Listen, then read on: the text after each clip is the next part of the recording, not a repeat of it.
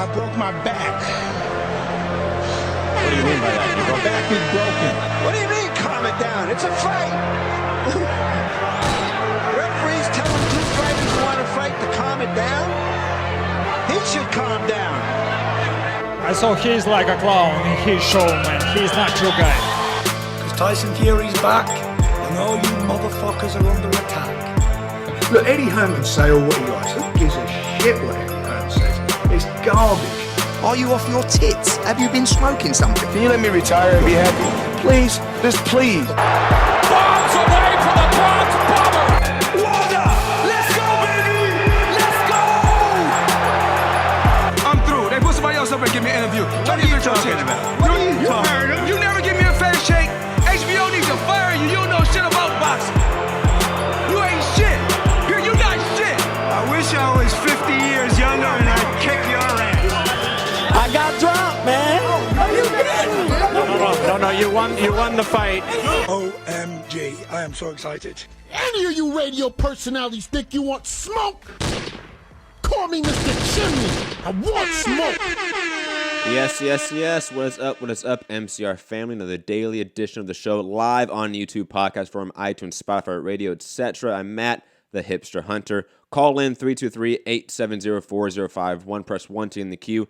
Phone lines will open in about 15 minutes because we had some issues with our phone lines, so they're now going to open up in about 15 minutes. Plus patreon.com/MixHammer Radio. But we're going to get into a lot of things in the boxing world today. Briefly break down some of the fights that happened this last weekend. Obviously cover the upcoming fights this weekend, Wilder Ortiz 2, Callum Smith, John Ryder, and also Andrew Cancio versus Rene Alvarado. A really great hardcore fight that's getting just swept under the rug, unfortunately. Plus, a lot of little tiny tidbits in the news cycle. Caleb Plant fighting Alfredo Angulo, which is, God. It's a bad taste in my mouth. God damn. And of course, hit the like button and share the show, all that YouTube fun stuff. I'm joined, as usual on these shows, by the illustrious group, Rob and Gary. Rob, how are you, man? It's been a while. It's been like a couple days here. No fights this weekend. I've been sick as a fucking dog. I am dead tired, but hey, I'm here giving you guys great content. So hit the like button. But Rob, how are you, man? Yeah, good, mate. You know, you need to be more like Luis Ortiz, hard work and medication. But yeah, all good. Everybody hit that thumbs up, share the show as usual. Plenty to talk about. Obviously, we've got the upcoming fights. We'll get into those. But yeah, ready to go. Ready to go, Gary. How are you, man? In Dallas. Doing good. I haven't been on in a minute. Yeah.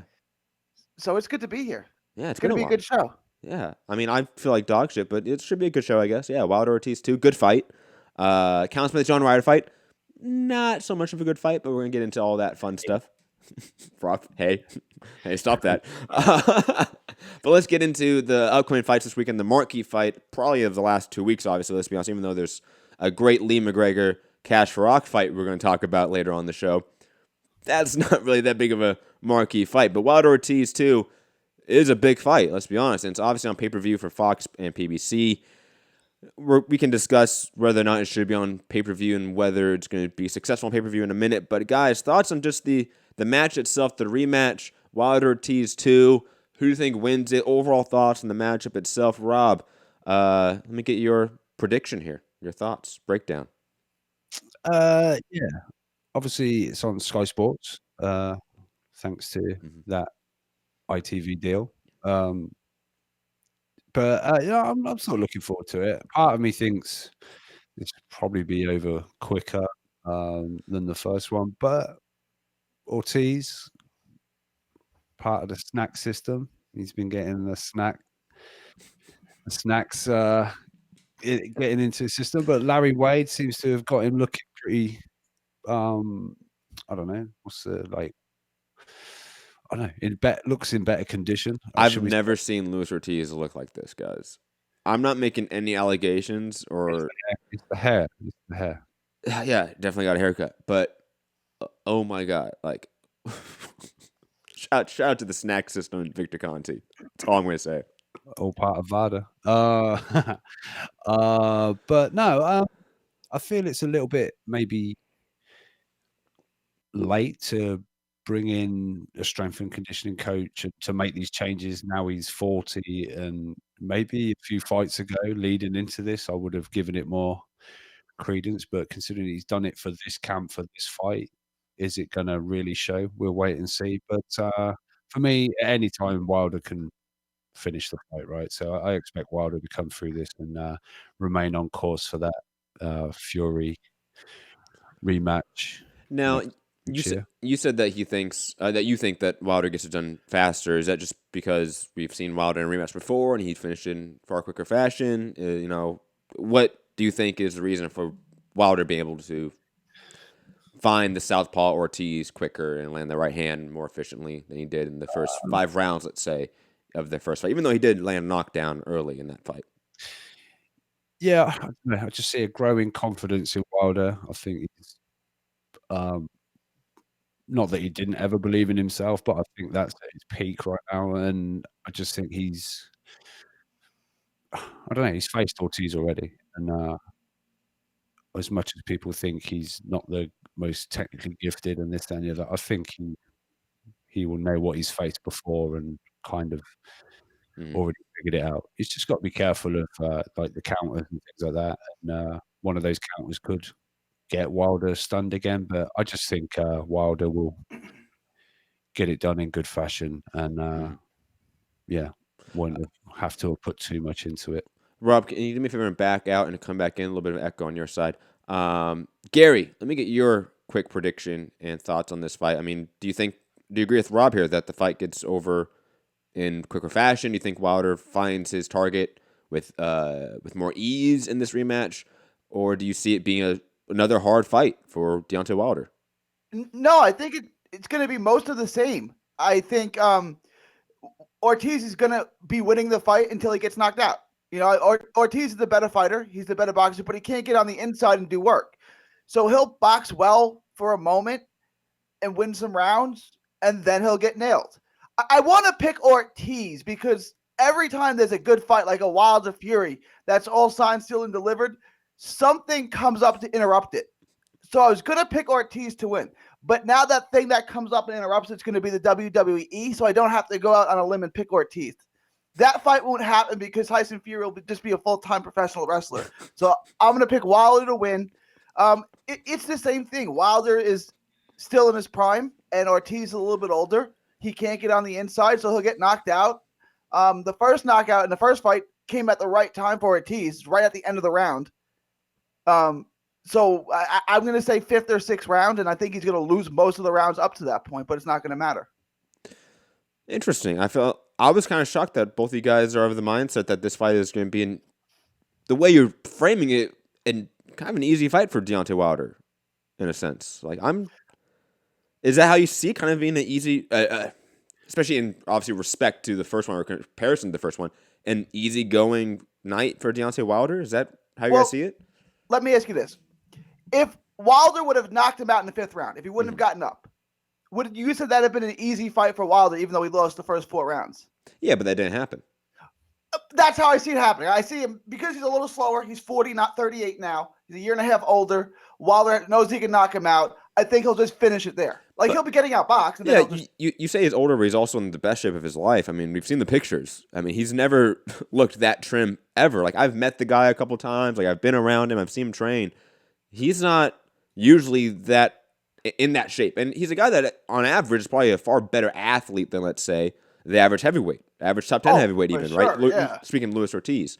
He's nimble. He's quick on his feet. He's pretty fast. And plus, he has power. He's explosive. He does sort of play into an athletic build, but he's never had a true athletic build. Now he does at 40.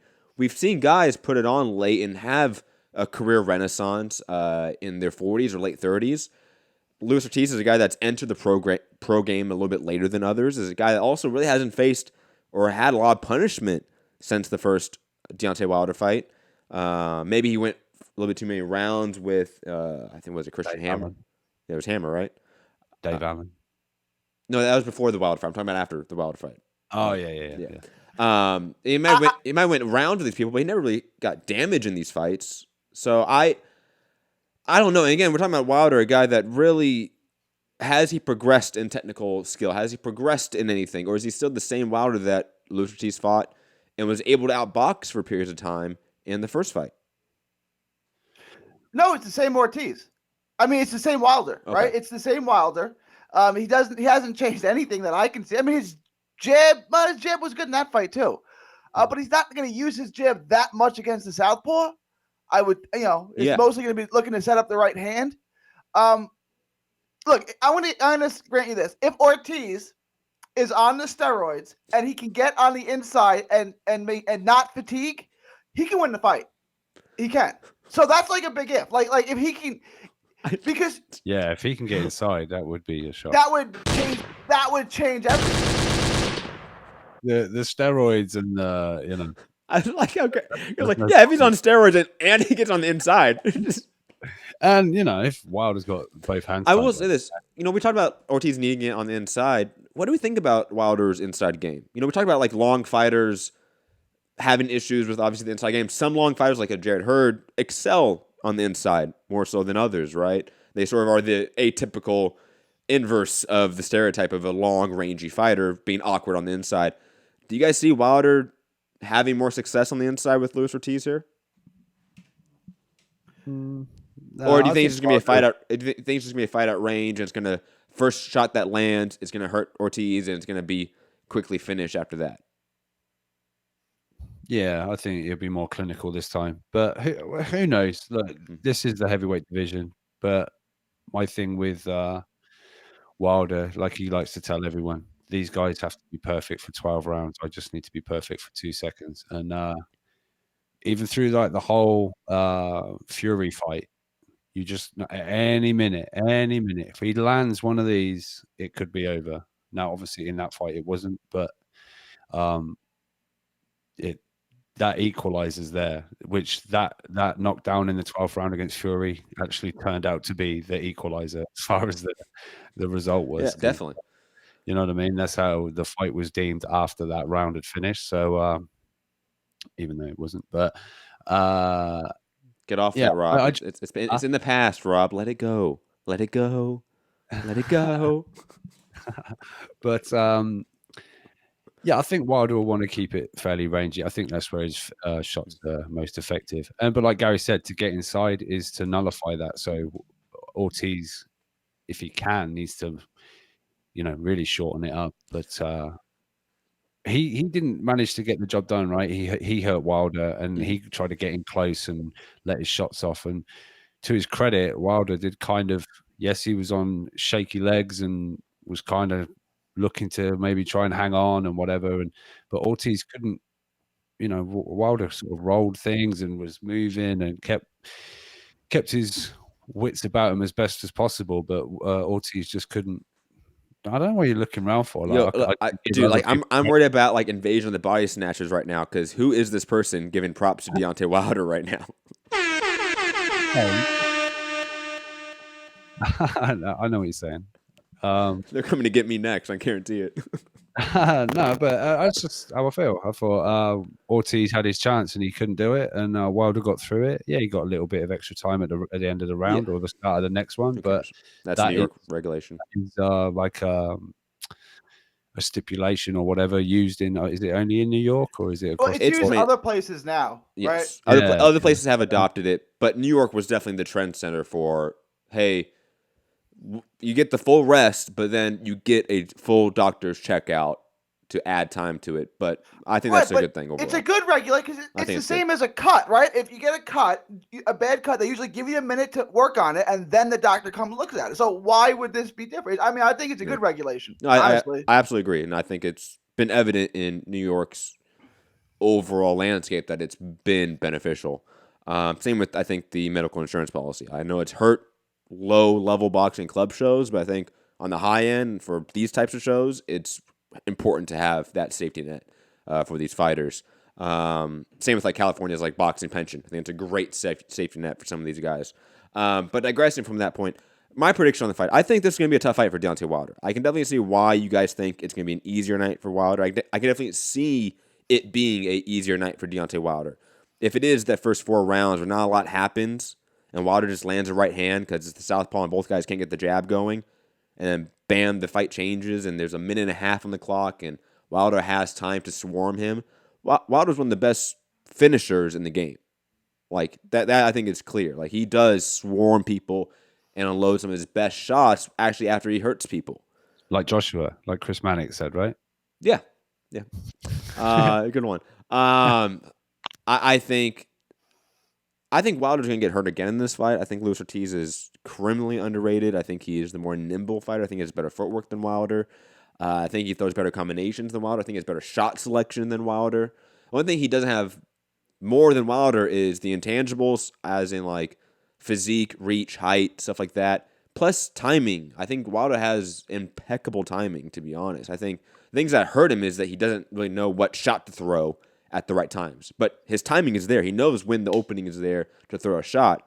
He may just not throw the right shot with the right technique. What do you think to, speaking of technique, Ortiz was saying about a lot of Wilder shots being illegal, or like cuffing inside of the glove, and when he gets a little crazy and it's I don't mind slapping shots like that. I know like some people want to say that's cuffing and illegal, but like I don't see that being illegal. That's just a slapping shot in my opinion. And that happens quite often. But I think regardless, I think what we've seen is that this divide in the heavyweight division is far closer than we thought. It's not this clear top three and then everyone's below them. No, all these guys can probably beat these top three guys on any given night, especially that top 15 range. And Luis Ortiz is one of those guys. He could beat a Tyson Fury, a Deontay Wilder, a AJ, and now obviously Andy Ruiz has now positioned himself in that conversation on any given night. So I think this is going to be an extremely tough fight. I see Luis Ortiz having a far better physique in this matchup, better shape, better cardio. That hurt him significantly in the first fight. So this is going to be a tough night for Wilder. I think he wins it ultimately in a late TKO, KO win, probably even later than the first fight. I think this fight's going to be a little more competitive throughout, and there's going to be more consistent action throughout. I think this is going to be a better fight too, to be honest. But I see this being a struggle for Wilder. I wanted to reference one thing, and me and Matt have always been fans of King Kong Ortiz. Of course. When you were on Name Redacted, Name Redacted saying this was going to be an easy fight and King Kong wasn't really any good.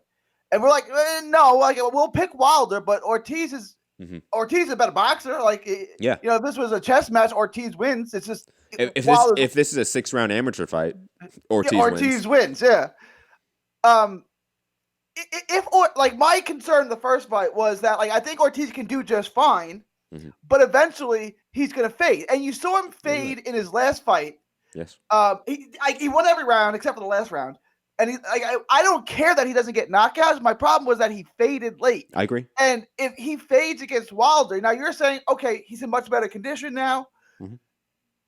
I would agree. If he cannot fade, he has a very good chance to win this fight. I just can't see that at 40 years old, him sustaining it for 12 rounds. Like I said, I don't think he wins this fight. I think it just goes longer than the first fight, and it's a better fight. Why? I think both guys, in theory, need to have improved.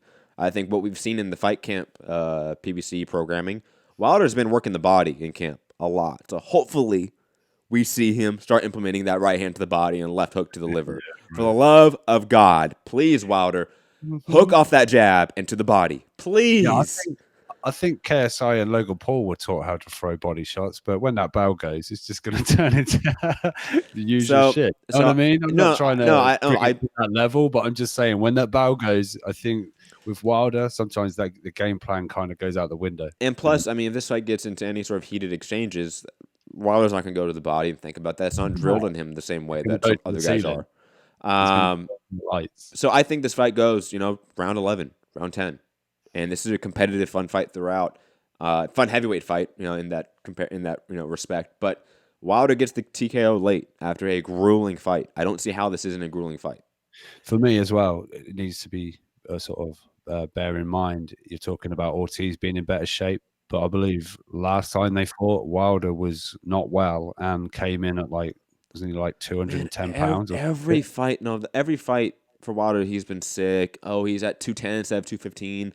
Oh, this guy's falling. He's fine. He's a skinny dude. He's going to be 225, something like that. If he is, I've never put stock into that argument. Fuck that argument. I'm just saying. I know you aren't. I know you aren't. he's going to be in better shape as well. I think personally. I think he'd be in the same shape as he was in the Brazil fight. I think it's largely doesn't matter, to be honest.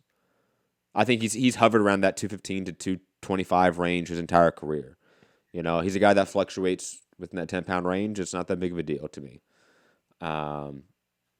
Because I don't see that extra 10 pounds having an effect on the fight, if it is. No. And another thing, I think Fury made Wilder miss a lot, and he looked like he was fading a bit. Wilder looked a bit laboured after, when you're missing shots. That's very draining as well. But I don't think Ortiz is the kind of guy that makes you slip shots. Like, he doesn't slip shots as much. I think he's not like a Fury with the waist movement and the he's not like moving the head a little bit, but not like Fury was dipping at the waist and the waist movement and upper body movement, and that was making Wilder miss a lot. But I think Ortiz will take a little bit more shot. No, Ortiz doesn't have head movement like Wilder does, but he does slip shots, right to left, and he mostly picks off shots. Right now, he mostly picks them off. He kind of has that not to the same degree, obviously, but like that southpaw head movement like Usyk has, where it's not really head movement, just slipping off the center line slightly left or right, just sort of roll with shots, kind of parry with it at the same time. It's not like exaggerated head movement per se. Like a Tevin Farmer, let's say, really exaggerated movement. Not saying that's a bad thing. That's just how his style of defense is and his head movement is. Ortiz is much more minimalistic in terms of style and defensive flair. Am I the only one that wants Ortiz to win? Because I would love an Ortiz-Usyk heavyweight title fight. Like, that would be heavyweight boxing at its absolute highest level. No, I don't want that. No one wants that except for me. Yeah, I've always been of the mind. I wouldn't mind. It would be quite amusing. I wouldn't mind it. I wouldn't mind a Ortiz, Andy Ruiz unification for all the belts. Fight. Yeah, if that were to happen, right? I wouldn't mind that if that were to happen. But that would land on the Premier Network, right? Yeah, so obviously that'd be a Fox pay-per-view. But let's be honest. I mean, you can't honestly say you would rather have those two guys fight for the undisputed belts than like AJ Wilder. Like, that's clearly the better fight, the bigger fight, has more meaning to the division, has more stakes in it. I'd probably be less nervous watching one of the other opponents. Well, maybe, of course, you would be. Yeah, that's for sure. But no, we went through. I don't see if we're gonna get that fight. That means months and months of fucking negotiation bullshit shows. Deal with it. You gotta deal with it. We did once for like 2 years. Yeah, but I had like dark hair then and actual hair. Moving on, co-main event. Lewis. Oh no, not co-main event. That's not the co-main event. Leo Santa Cruz is the co-main event. Sorry, versus Miguel Flores. Guys, thoughts on Leo Santa Cruz versus Miguel Flores? Gary, this is more of your beat. Miguel Flores is Texas tough. Don't sleep on him. Look, Flores should be a sizable underdog, right? Like, and Santa Cruz should be the favorite, and Santa Cruz should win. But I don't think people are respecting Flores because Flores is a good fighter. Like, no, he is. Look, he lost to a guy named Datwin, okay? I mean, I don't know what you make of that. And that was a nationally televised fight, which is not a good look. And then he lost to Avalos, but that was due to a cut, and he was winning every round. He lost, so whatever. But the only real legitimate loss, I mean, I guess they're both legitimate losses. What I'm saying is he lost one fight due to a cut in a fight that he was dominating. And then he got knocked out to a guy named Datwin. Other than that, like, the guy is good. He's a good boxer. He's got a little bit of – he's got enough snap in his punches. I don't think this is going to be a blowout. A one-sided blowout is what I'm saying. I think Flores is going to be game. Do you think this fight goes to decision? Yes. Okay.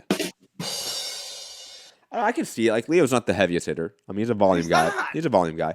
But Leo, I mean, he has definitely become a far better boxer as he's gotten older. Like, that's something that's been really surprising about him as a fighter is that he's become a great technical boxer on top of being a volume pressure forward guy. And you're right. Like, Miguel Flores is not a bad fighter. He's not he's no bum, nothing like that. Of course not. No, he's a decent top 20, 25 guy ranked, right? Probably in that top range. 20, easy, 15 to 20. Yeah, sure, whatever. I mean, it's like you can say that. Like I have no argument against that. It's fine. It's not like 130 is a deep division. No, of course you can put him in the top 15. I just think Leo is far better than a lot of these guys in the division, and really, this ultimately more so than just being like for me, this issue for this fight is not that it's uncompetitive because I think it's a decently competitive fight for what it is. It's that it's an uninteresting matchup, and that's the concerning part. Like we've now had Leo in numerous fights that just do nothing for him as a brand, as a sort of a legacy. Like this fight does nothing for him. It feels like an in-between step, like a step-up fight, not step-up, but an in-between fight for something that's bigger, like Gervonta Davis or Gary Russell Jr. That's never going to happen.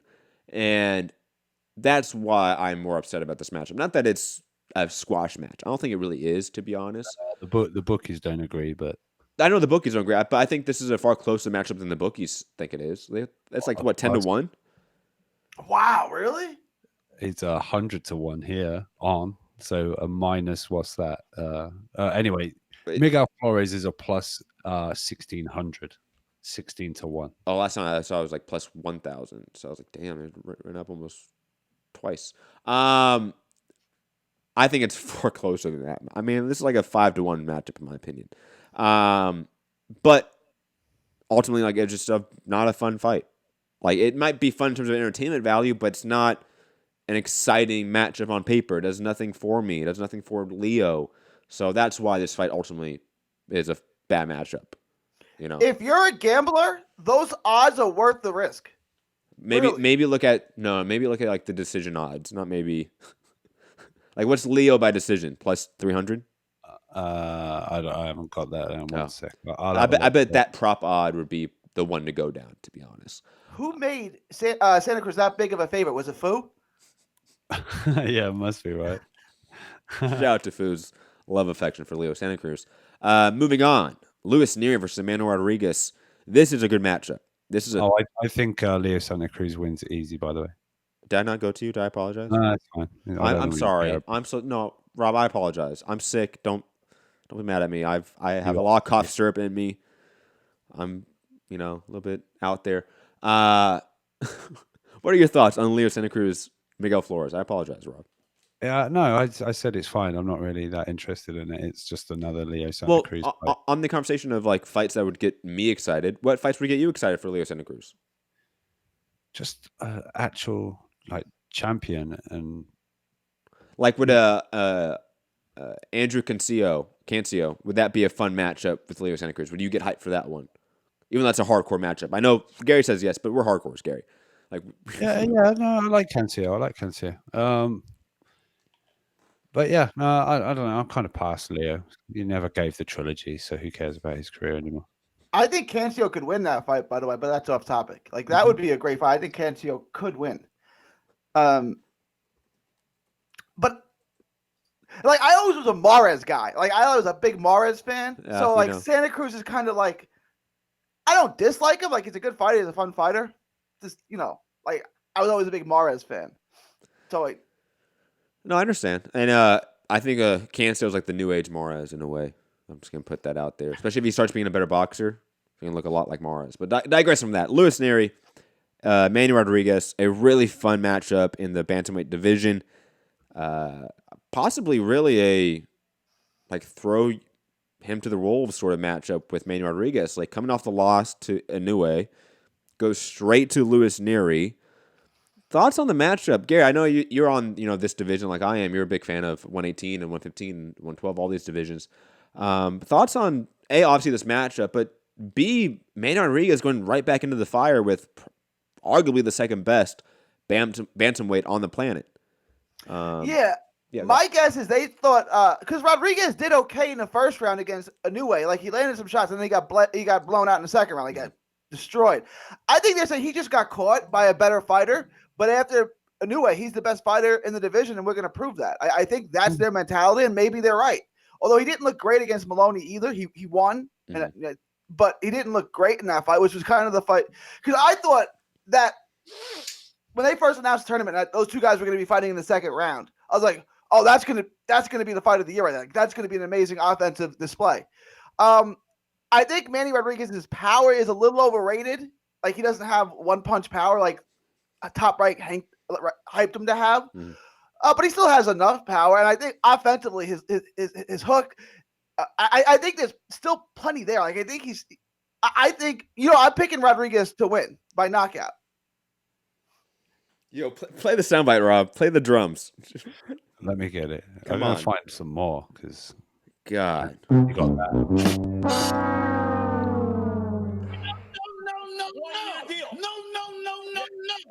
No. Hell no. For what? You disrespect boxing, you piece of shit? Gary. Calling you stupid would be an insult to stupid people. Gary. I don't know why. Like, do you remember the hype that came along with Manny Rodriguez when he was coming up? Like, I thought there was smoke with it. There was fire there too. Like, it wasn't just a bunch of a smoke job. Like, he was good. I'm not saying no. Like, I'm not saying he's not good. Like, you have to got understand. more of a chance than Flores. He's a 3-1 shot. That's it. Oh, I definitely agree with that, obviously. But Gary, what's the last time somebody went from facing the number one guy in the division, getting blown out with the second or third round, and then goes right in with the second best guy in the division and wins? When does that ever happen? Oh, is he fighting a Bali?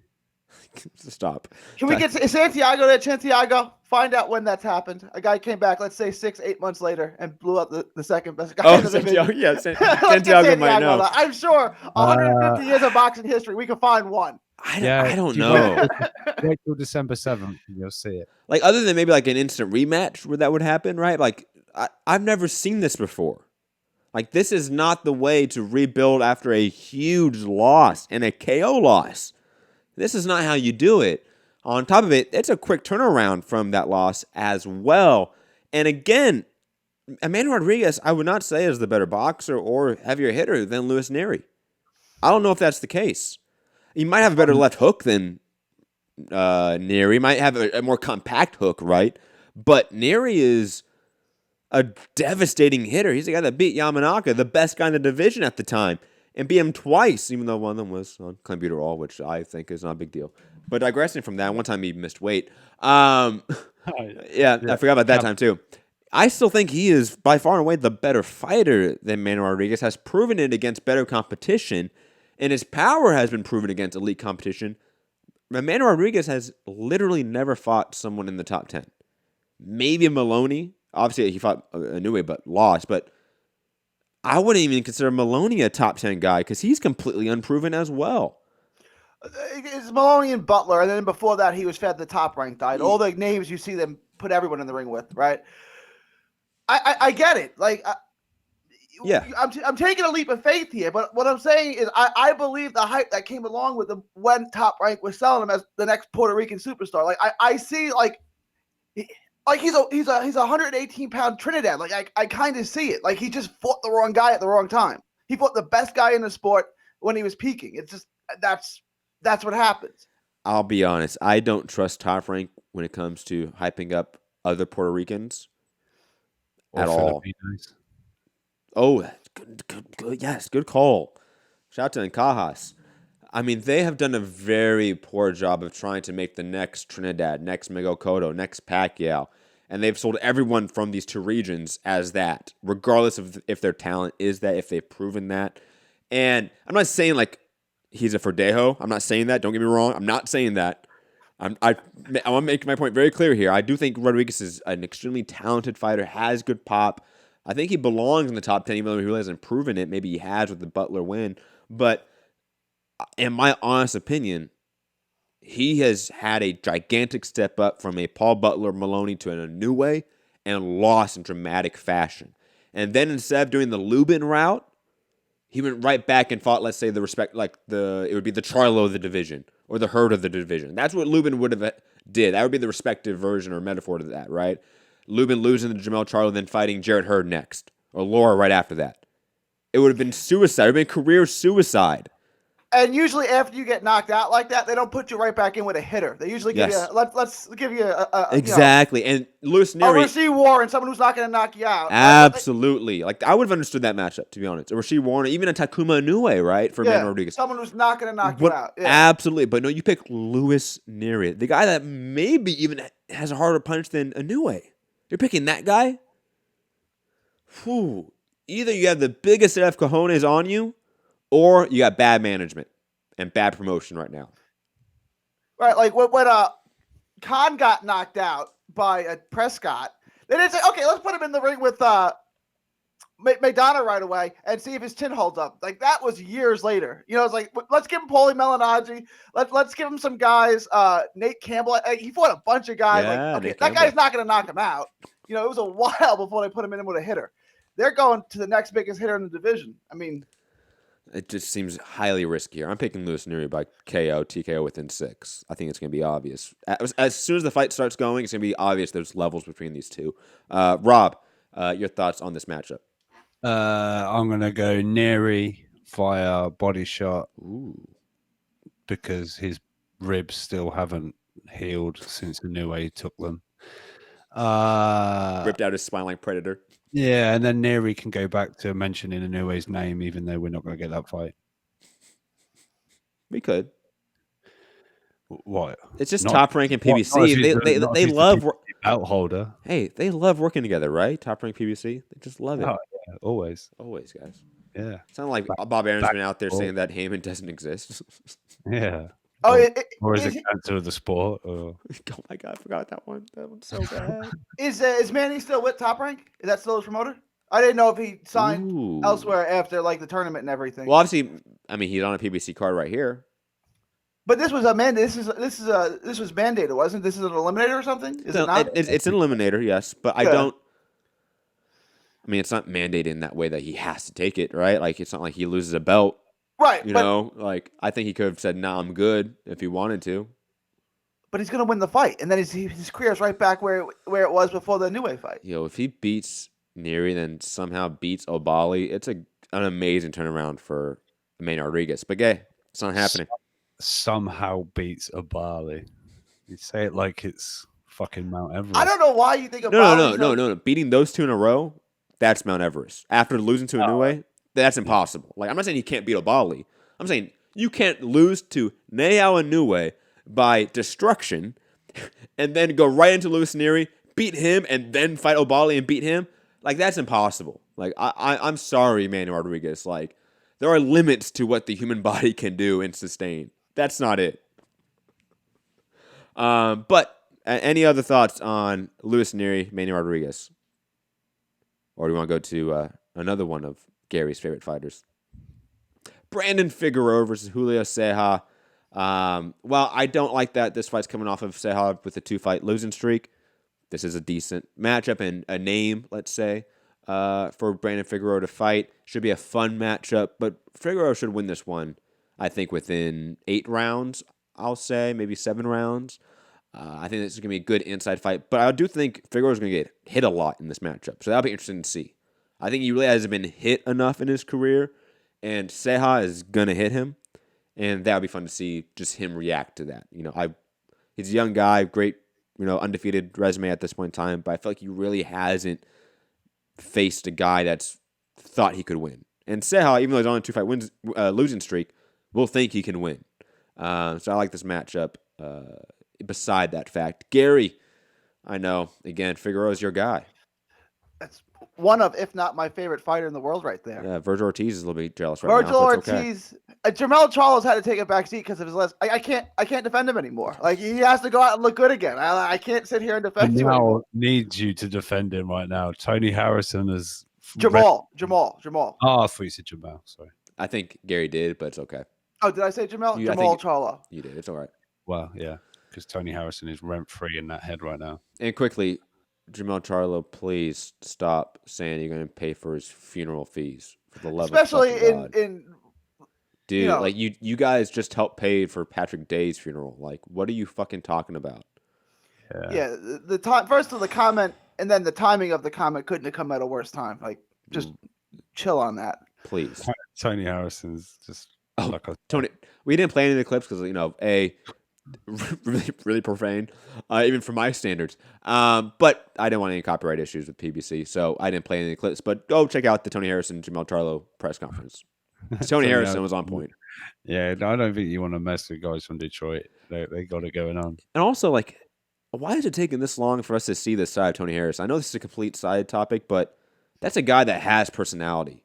Why are we just seeing it now? That's bad PR or promotion or management somewhere there, because that guy has personality and flair to him. He could have been a much bigger star in PBC for a longer period of time.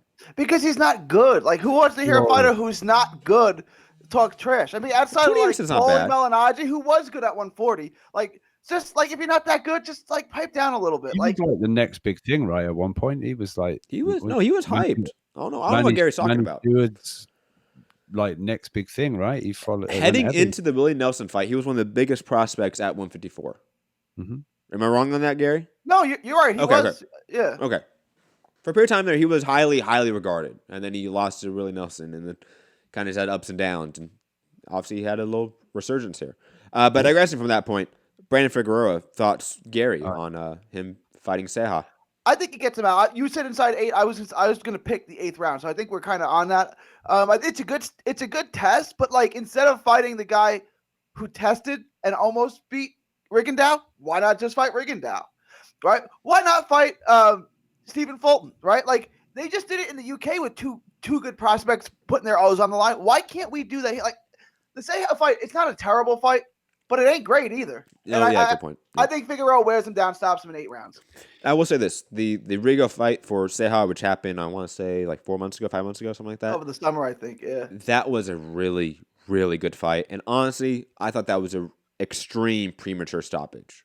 Like that was a bad stoppage in my opinion. There was no reason to stop that fight for Ceja. They kind of not robbed him of not a victory, but of a really potential win, a big legacy defining win for Ceja in that fight, because he was giving Rigo some work. But digressing from that point, arguably, I don't know what the cards were, but you could have Ceja winning at that point with the stoppage. You definitely could. I'm not going to argue against anyone that did, but again, that was a bad stoppage, and I just want to point out this with context to that Rigo loss for Ceja in this last fight. But Rob, I mean, Gary a little bit more harsher than I expected on this matchup. Are you echo his thoughts on maybe Figueroa should just skip this step and head to the Rigos of the world, or maybe, like he said, find another fellow prospect / contender like Stephen Fulton, who's undefeated, a la like the UK does more often? Yeah, those matchups tend to deliver. You know what I mean? Because both guys want it. You know, both guys want it. You know, it's not someone further down the line or a guy that's been through the system and, you know, he's not that guy. And, you know, people, that's the biggest thing. Like a card gets made. It's like, oh, Leo's on the card. Oh, he's fighting Florida. Oh, and Neri's on the, oh, this one's a good, actually, to be fair, that was a bad example. This is a good fight. But yeah, I don't know. You see names, but then the guys the other side of it, you're like, could have been a better opponent. But yeah, I want to see the prospects face it. It seems to be happening a bit here. We had obviously Dubois and Gorman, and now we know like Dubois is that guy. Gorman's got to come again, but they're young enough to come again. It's no big deal. This whole O thing is a real, you know, we had it. My guy Fowler, him and Fitzgerald. Yeah, you know, Fowler. If he wins this coming weekend, they're talking of Fowler Fitzgerald in a like football stadium in the UK. So, you know, it's another big fight, another big chance. Fowler can turn the tables. He'll be the British champion, and his career goes on. You know, it's obviously like the prime example that's been used for a long time now has been Groves DeGale.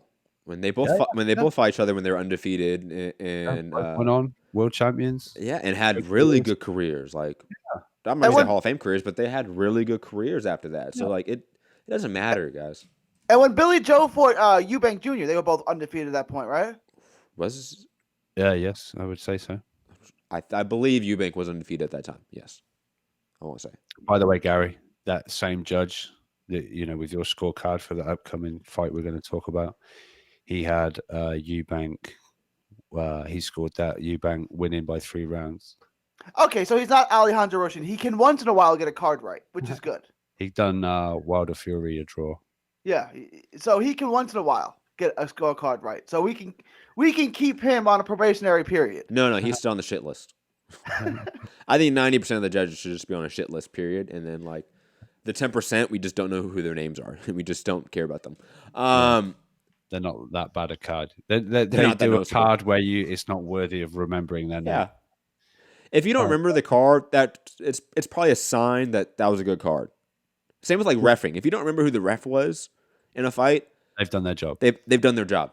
Yes, absolutely agree with that, Rob. Same with most sports with the referee. Yes, soccer, everything. Yeah, it's all like your offensive lineman. Like you don't notice him unless he's done something terrible, right? Unless you got a holding penalty or forgot to block someone and the quarterback got killed. Like who keeps costing us yardage? Some quick undercard fights. Some of these are going to be on FS2, and some of these are the rest of them I think are going to be on YouTube or Facebook for PBC, I believe. Ludin Bartholomew on the card, Omar Juarez, Marcellus Wilder, and Vito Malinicki Jr., that East Coast prospect I know everyone's been hyped on. But not the deepest undercard after that main card, to be honest. That main card is a decent, fun main card. I cannot wait to watch it. Now, guys, it's pay-per-view now. Obviously, the rematch is not on regular TV or premium cable, at least, like Showtime, the first fight was. It's on Fox. It's pay-per-view. Gary, I know this question is more for you since it affects you, not Rob. Thoughts on this fight being pay-per-view and the first fight not, and that difference? And on top of it, what do you think the buy rate is going to be for Wilder's first pay-per-view four-way into the Fox PBC relationship? I think it's going to do well, and people are going to be surprised when I say it does better than the Fury fight, because Fury's such a bigger star than Ortiz. But Fox is doing this right. Like, I'm seeing more Ortiz Wilder commercials. It's like watching football on Fox. I saw that commercial 5 times. It's like the Your Pillow guy, right? It's like if you keep bombarding me with it, I guess I'll buy it, right? So they're really going heavy into the emotion. I think it does at least 400. Look, the first fight was good enough that you could do the rematch. The first fight wasn't on pay-per-view, but if it was, no one would have complained. At least I wouldn't have complained. Again, like there's been other fights. Lewis versus Rockman. The first fight wasn't on pay-per-view. It was good. The second one, let's do it on pay-per-view, and it did fine. Pacquiao Marquez. The first one wasn't on pay-per-view. Yep. The next 17 were. So that's true. No, you're right. I think the same Barrera and Morales. Yes. I'm sure Santiago will fact check me on that, but I'm pretty sure the first one on that wasn't on pay-per-view either. So I mean, it's not uncommon. It's not totally uncommon that these things happen. I think it does a fine pay-per-view number because Fox is doing a good job promoting it. And again, the first fight was a good fight. It's good enough to do again. So I'm not opposed to it. No, I agree with you guys. I agree with you, Gary. Not you guys. Robert didn't say anything. Sorry. So I'm trying to fix Blog Talk here at the same time. That cough syrup, man. That Dayquil. Good shit. But Gary, I definitely agree with the idea that this does better than the Fury fight because the Showtime and Fox difference in terms of promotional or marketing presence in the entertainment landscape is just different. It's vastly different. And on top of it, I do think the increase in viewership this year for PBC on Fox is a sign that that brand with the Fox network is trending in the right direction. It's one of the few things this year in terms of promotion or / network relationship that's seen an improvement in numbers from last year. It's the only one really. ESPN's down and Showtime's down. Obviously, we don't have ESPN Plus or DAZN numbers, but beside that point, everything else is down that we know of except for Fox. And if that's any sign, that means that numbers are going in a higher direction. We know obviously the Spence Porter fight did above market prediction because most people thought that was going to do worse than the Mikey fight, but it did around the same, if not a little bit better. So I'm of the mindset that this is going to be a successful pay-per-view. Wilder is perhaps the biggest PBC star they have besides Manny Pacquiao, and you can maybe make a point in 2019, Wilder is the more valuable property than Manny Pacquiao right now. You may make that argument. Given the opponent, right? Like given if the opponent, Pacquiao fought Mayweather, of course, Pacquiao's in a different equation, but that's dependent on the opponent, of course, right? Wilder against a no-name opponent. Like if Wilder fought Dominic Brazil and Pacquiao fought, give me a nondescript 147-pounder. Andre Berto? Josh Kelly, Andre Berto, right? One of those guys. Wilder sells more. Yeah. Yeah. I think. Yeah. Yeah, I at this point in time, I think it does. Why are you doing my boy Josh like that? Okay, Ray Robinson. He fights Ray Robinson. Pacquiao fights yeah. Ray Robinson. Shit fight, yeah. Wilder sells more. Absolutely. I think that's without question at this point in time, to be honest. Pacquiao Thurman, a big fight. Think about it. Like, if Pacquiao Thurman happened in some sort of time capsule in 2008, it does over 1 million buys, right? In this paradigm, in this new world, it did 500,000 buys. I wanted to ask this question, and it's more directed at Matt. But we said, like previously, with Canelo being off pay-per-view, the days of there being 1 million pay-per-view buys, those days are probably over. However, in let's just in America. Yes. Let's assume Wilder wins and Ruiz knocks Joshua out again, and they fight again. Is that a 1 million pay-per-view fight? It's close. It's definitely close. I mean, I think that's the same with like a Wilder AJ fight. I think that does, if that's on pay-per-view, that does an extreme buy rate relative to those two guys' star power in the U.S. market. And plus, to the conversation of the 1 million buy rate era is over. I mean, there's a lot of credence to that. Most of the names that we see aren't on pay-per-view anymore that they were in the previous era that were killing it. Mayweather, McGregor, Ronda Rousey, that previous era of everyone doing over 1 million buys. Even Pacquiao to an extent, even though he had a lot of drop-offs, like Brandon Rios, for example. Yeah, but when he fought a good opponent, it did 1 million. Yes, right? Yes, of course. Most of those guys aren't fighting anymore. Or if they are fighting, they're fighting on a digital sphere now. Canelo, McGregor, those guys are pay-per-views, are pay-per-views, air quotes for Canelo's sake, are now in a digital streaming app. ESPN Plus pay-per-views are completely different than a cable subscription access to a pay-per-view card. It's just the access point and degrees are just completely different there. But I do think with the right matchup, we will see 1 million buys again. Absolutely. Wilder Ruiz, I think that does close to, if not 1 million. And plus, like, we've seen at times like fights that you would predict didn't do 1 million that did do over 1 million, a la Canelo Chavez, for example, right? I don't think anyone predicted that to do better than Canelo Cotto, which didn't hit 1 million, right? So I think there are a few fights out there. I think a Spence Pacquiao fight hits close to 1 million. Does that happen? No, but I think that hits close to 1 million. Absolutely, that does north of 800,000 easily. What about Mikey versus Pacquiao in April? No. 400,000, 500,000? Yes. I don't see it doing better than the Thurman fight. If it does, that's largely due to the Mexican demographic or Mexican American demographic supporting Mikey. And even then, I don't think they're going to do that in the numbers that people are expecting. He's not Marquez. He's not Barrera. He is not Morales. He's not those Mexican names. No, and his style's not. I mean, Marquez is different, but every single Barrera fight and every single Morales fight was so much fun, right? And then they fought each other, and it was like 3 of the greatest fights you ever saw. Like, it was that was the perfect storm for the 126-pound division. You get these 3 all-time great, legendary Hall of Fame fighters all fighting each other, and then this little Filipino hurricane that's knocking everybody out. I mean, that was such a perfect time for that weight division. Like, it made their stars so much bigger. And like Mikey's, I like Mikey, but he's never going to be a star in the Mexican community like Eric Morales or Marco Antonio Barrera. I mean, that's never going to happen. We're going to get to Mikey and Pacquiao later on the show, obviously, with Sean Gibbons coming out talking about Manny Pacquiao's next fight in April, May. But let's get to the next card of the weekend, one that Rob, I know, is hyped on, or unless Rob, you want to talk about anything that we've touched on. I thought I might say how many buys I think it'll do and stuff like that. Well, I mean, I just thought you wouldn't care, to be honest, because it's Sky, it's regular Sky over there, it's not pay-per-view over here. But you can give a prediction, of course. I just thought you wouldn't care, to be honest. No, I always give prediction on buys, don't we? Yeah, I guess. But there's definitely times you'd be like, I don't care. Nah, I always like to have a guess. I think Wilder Ortiz is going to do 350 plus. Obviously I'm not seeing the build up over there. We haven't got Fox, but that's still better than Wilder Fury. Yeah. Oh yeah.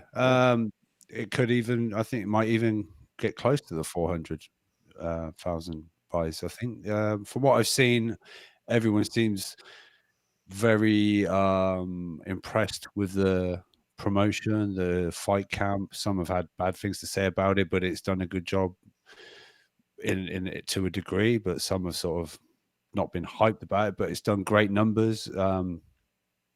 What else was I going to say? I forgot what I was going to say, but yeah, I think it's going to do really well. But didn't the PBC on Fox, didn't that follow the Cowboys game last night, like on Big Fox or whatever? Yeah, I think so. Obviously, I wasn't. No, it was on against the Cowboys game, which I thought was weird. No, it was on. No, you're right. It was on against the Patriots and the Eagles, right? So Fox went to the fight camp, and CBS had the Eagles versus the Patriots, which is, the Eagles. It was basically their season on the line, and then it's the Patriots, who's everyone either loves or hates to watch. Yeah. So, okay, but I just think Fox being the premier, we can see why they're the main choice for the big names at PBC. So I think this is going to do really well. Although maybe Ortiz not particularly able to help sell it, especially fight week. He might have to do a bit of pushing and shoving just to get a few more buys, but because his English isn't like there at all. But no, I think it's going to do all right. Gary, you were about to say something. No, I mean, I think Wilder, again, if it was Joshua, Fury would do a better number. But I think Wilder at this point, the way he gets pushed by Fox, does 400,000. Like, I think that's kind of, as long as it's not a joke of a fight, I think it's 400,000. I think that's like what him and Spence are basically at now, as long as it's a decent fight. And plus, I mean, Rob, you know this, right? Like, the casual sporting fan, they vaguely know these heavyweights or just boxers, period. So, like, they know Wilder vaguely, maybe, like, oh, that heavyweight boxer from Alabama, maybe that's how they know him. Oh, he's fighting? Cool. And they get just pelted with ads all day for 2 months from Fox. They're just hoping that they go and say, you know what, fuck, I'm going to go buy this fight. That's what it is. I don't think anyone's out there thinking that, a Luis Ortiz, Povetkin, like any of those fights do better or worse than the other. They're all around the same level. The only real B-side, or two guys, I should say, that could be the B-sides that casuals don't know but do sell the fight because of the way they sell the fight, Miller and White. Those are the only guys that would push the market value of the fight far over what is expected of their drawing power, right? Like, that's just because of their selling ability. Yeah, I think a White fight would do really good because you could just do the promo of White's and Wilder's knockouts, and every single semi-casual fan is like, oh, I want to see those two guys fight because someone's head's going to get knocked off. And then you add one press conference interaction with them with some quotes, you're good. It's a promo waiting to happen. White calling him a crackhead again, and that'll be, it'll all go off, and it'll sell 6 million pay-per-views. I don't know about that much, but it would definitely do over 600, 700,000 buys, I would say. It would do very well. Same with Miller. Or even a Chisora. You get Chisora doing his shit. To a degree. To a degree, of course. Because of the shtick that he has. Absolutely. But I think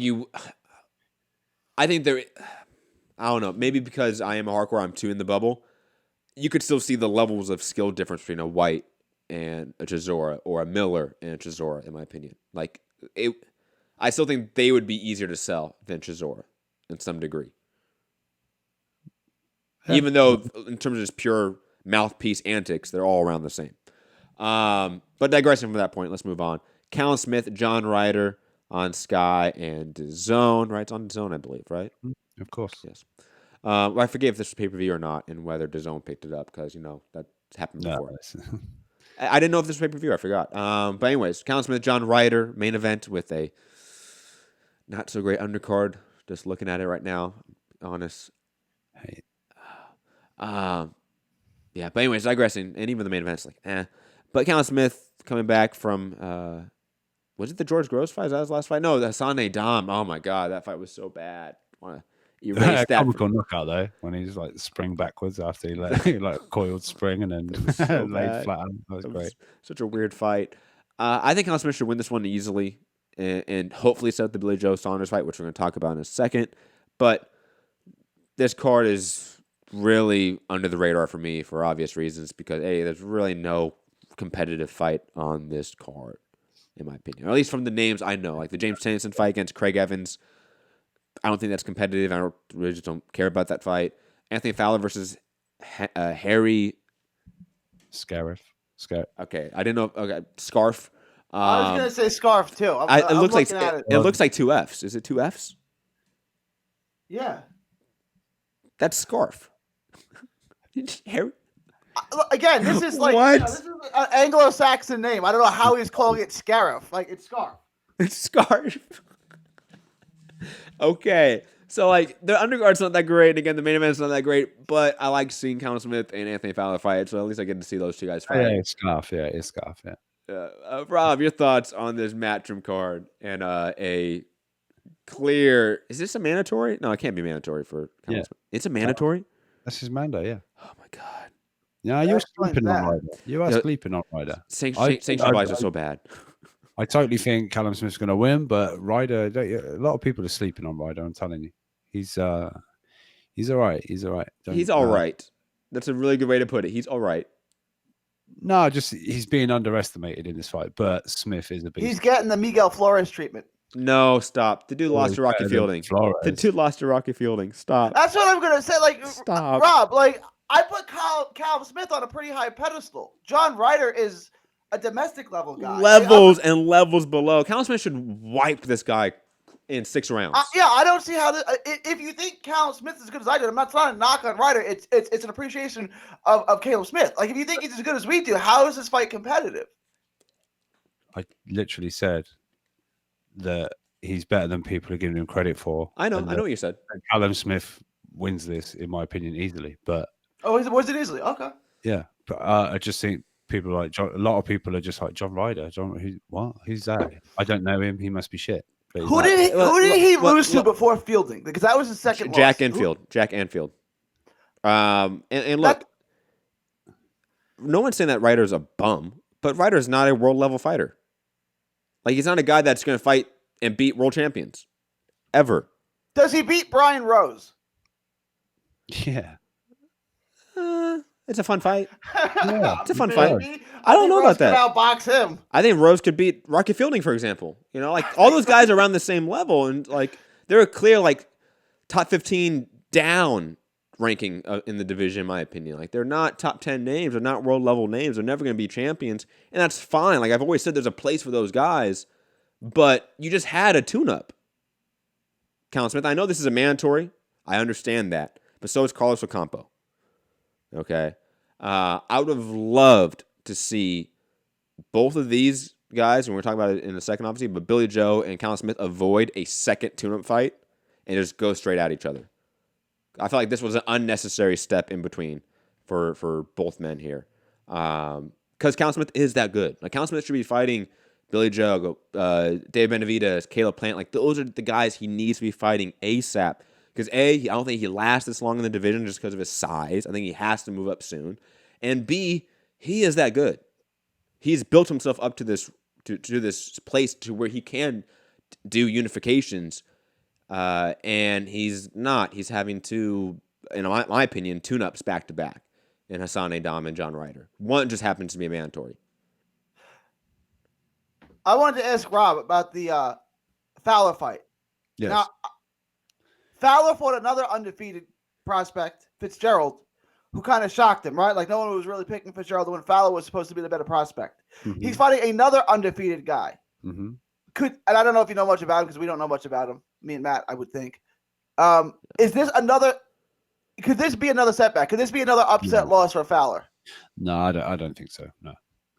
Well, this is get back in the win column, and we've got the Fitzgerald rematch down waiting. I think. Okay. If you lose, I thought he was going to go through Fitzgerald. Like I didn't know who Fitzgerald was. 12-1. If you lose to Harry Scarf, you should retire. If you lose to a guy named Harry Scarf, it's not your day. That's so much worse to losing to a guy whose nickname is White Chocolate. So much worse. Oh, Harry Scarf. I feel bad for the guy, man. He must have been made fun of as a kid. Middle school was not fun. Well, whatever the equivalent for middle school is, wherever he's from. Where is he from? Where's Harry Scarf from? Now I'm curious. Who is this guy? Rob, first off, he has no picture on BoxRec. Yes.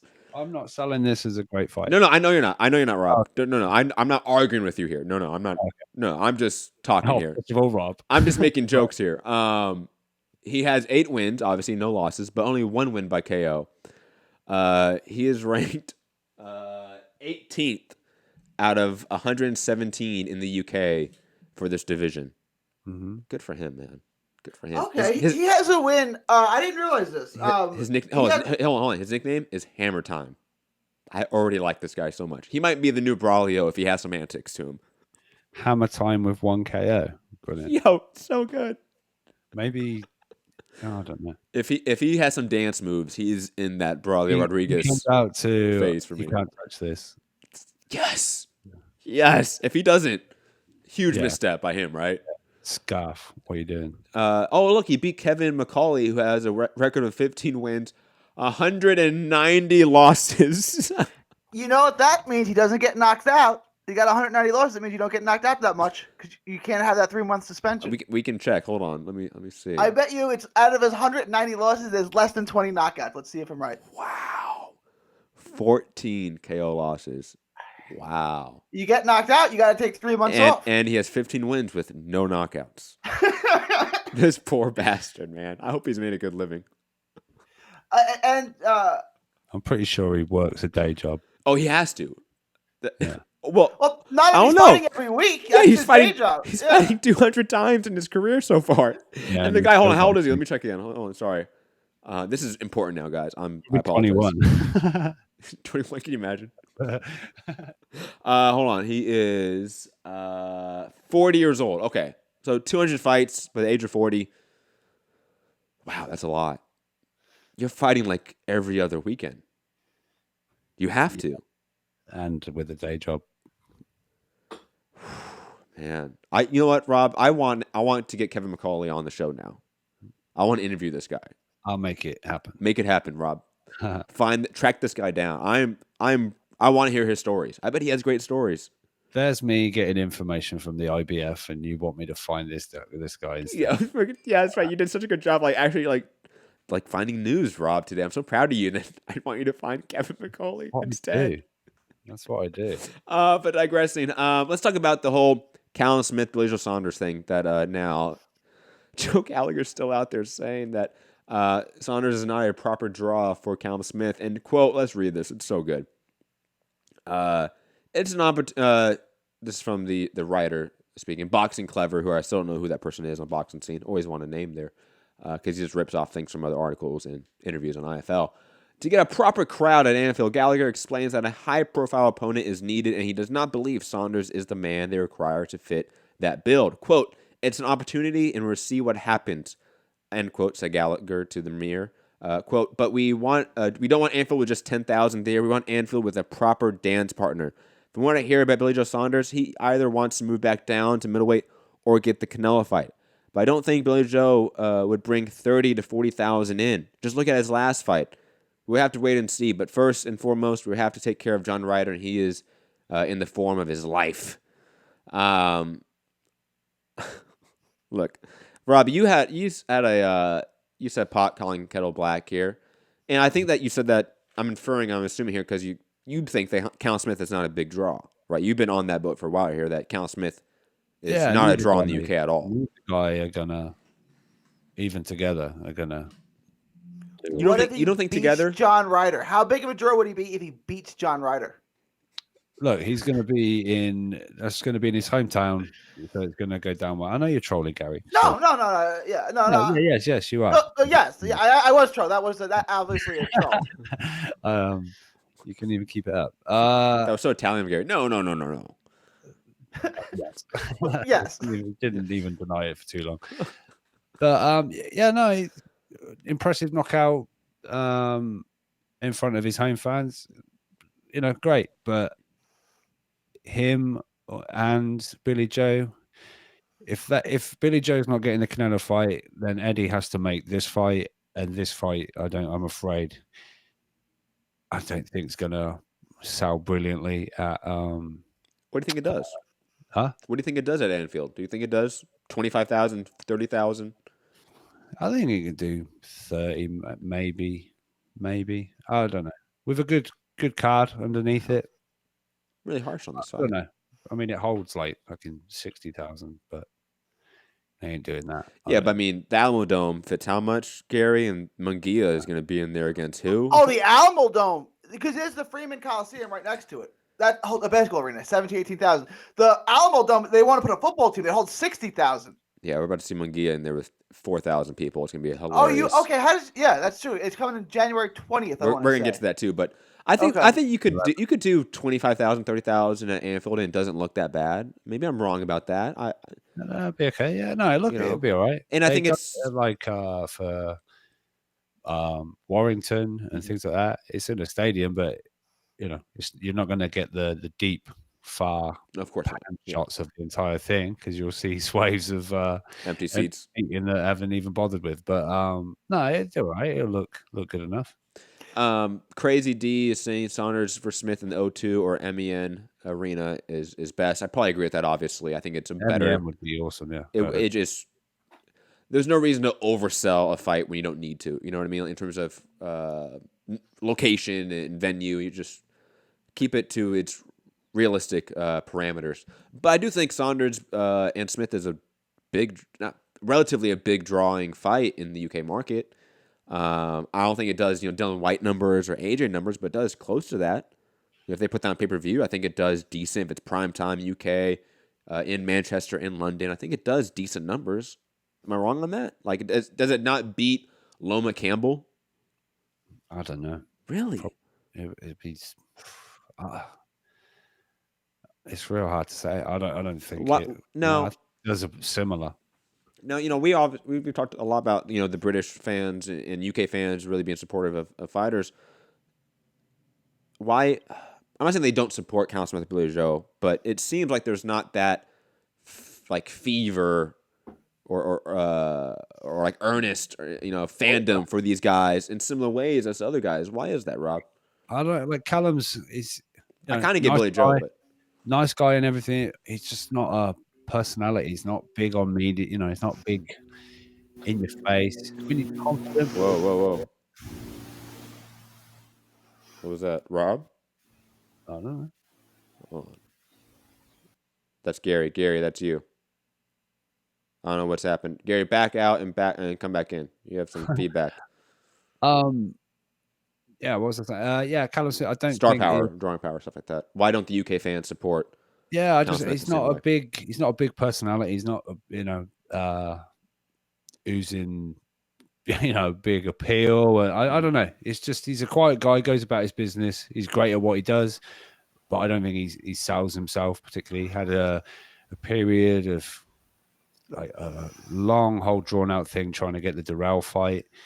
That didn't happen. Then went into the Super Series. That dragged on because of George Groves' injury. Then he had some time off. He had a daughter, a child. I think it was a daughter. But and then the Ndam fight. Then a bit of time off or whatever. It's just been sporadic. It's been difficult to maybe build a wave behind him. And Billy Joe, despite he can be a character, entertaining maybe, and talks a good game and good in press conferences and stuff like that. I don't know, just not seem to be this big draw either. So yeah, I don't know. With their combined powers, it could do all right, and it's a unification. Make it a good gun undercard. It might, but honestly, I think you're looking at similar to like Campbell Loma numbers and stuff like that. But interesting. It's Gary, all right. Gary, yeah, hold on. I muted you because there's still some feedback. Let me get a sound test from you right now. Is that okay? He's been frozen for ages. Gary, speak again, please. Sorry, it just sounds kind of bad. Yeah. Keep talking. Keep talking. Does everything sound okay? It sounds a little better now. Okay. Now. You can't hear him, Rob? No. I can hear him just fine. So, Rob, you back out and come back in. Oh, for fuck's sake. Hey, you know this. You know the system, man.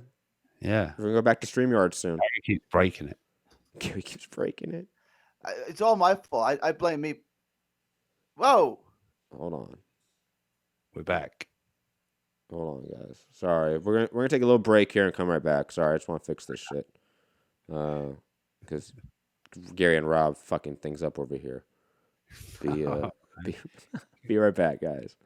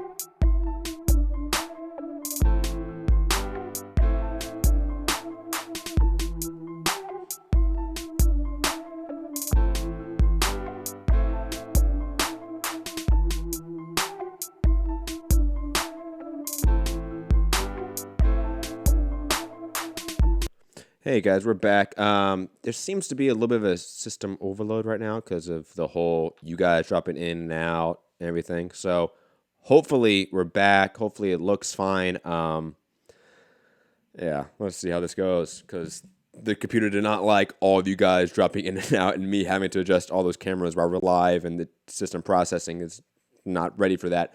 But digressing. Whatever, nerd alert. It's a little better now. It's a little better now. Anyways, I have no further points about Cal Smith, John Ryder.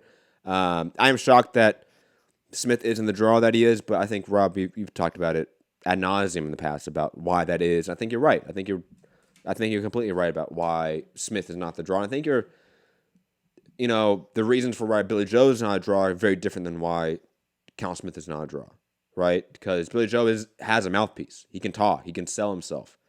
He has just had a very sexy motherfucker. He just has had a really inconsistent career, and he's not really a fun fighter. Ralph Smith is a fun fighter, has had a consistent career, but he doesn't have the mouthpiece. So, both guys are at disadvantages in certain aspects to become a star. But moving on, let's talk about the hardcore card of the weekend, and probably at least the best doubleheader, so to speak, of the weekend. Absolutely. Andrew Cancio versus Rene Alvarado and Zhu Shan versus Manny Robles III. Oh, I love this card. And honestly, it's so sad that it's a Golden Boy card because, if this was a Matchroom card, oh my God, Eddie would be out there singing from the rooftops about how much of a great card this is, how these two fights can produce fight of the year fights.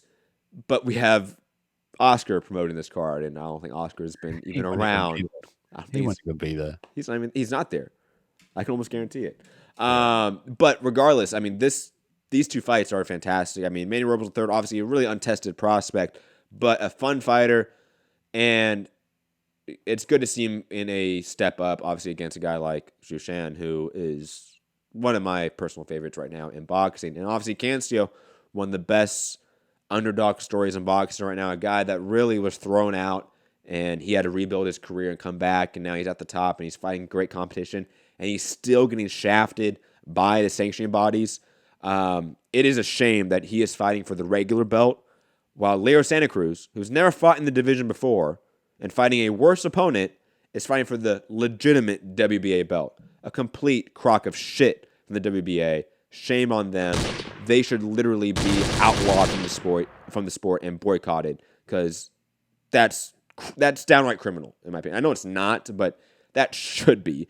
But regardless, I love these fights. Guys, thoughts on this Golden Boy hardcore event? Gary, Rob? The co-main is the best fight of the night, right? It's Cancio or Zhu Shan. It depends. Zhu Shan that's the co-main, and then Cancio is the main event, right? Cancio is the main event, yes. Oh, okay. Yes. It'll be a fun scrap, but I totally expect Cancio to win the fight and stop him. The other fight, I don't know. Who are you picking? I'm going back and forth on that one. That's a really fun fight. Shuzhan. Yeah, obviously Matt is. Come on, man. Could you see it going? You know me in Asian combat sports. I'm a complete fanboy for it. Susan is a better name than Harry Scott. Suzanne, yeah. 1000%, Rob. Oh my God. No, I'm 50-50 on this fight. Now on that, Gary, just to sort of I want your take, because I don't think it's gonna be 50-50, but you're high on Manny Robles III, obviously. What do you see in his game that would give Zhu Shan issues? Do you see just being the aggression, the combination work that he has? Yeah, the tutelage. The combination punching. Don't you think his fists are a lot faster than Shan Zhu's? He might have better hand speed, but Zhu Shan was just so impressive in his last couple fights. I don't know. And he's one of those guys, he might just be almost like a Manuel Navarrete, where he's not flashy in any sense of the word, right? But he goes out there and he's hurting people. I'm probably going to end up picking Suzanne. I probably am. But Robles has beaten some guys, right? Yes, on Golden Boy cards where he beats other kind of 10-0 prospects Yes. who aren't exactly setting the world on fire. Mhm. Has he beaten anyone, even a veteran who's over the hill, has he beaten anyone with a name that I can go back and look at and say, okay, We've all got names. like, has he ever beat Kiko Martinez? That would be the wrong way to put it. No, he beat Christian Escueva. Okay. That's decent veteran name. It's not as good as the name you brought up. He beat obviously Edgar Valerio, who was the son or the nephew, whatever, of Edwin Valerio. That's a notable win, I guess, just because of name recognition. But he is largely unproven. He is. He looks the part. He looks good. Kind of like a not the Sand, no, because I was going to mention other guys you like, but they've all sort of been proven to agree. Like Figueroa has a proven win under his belt.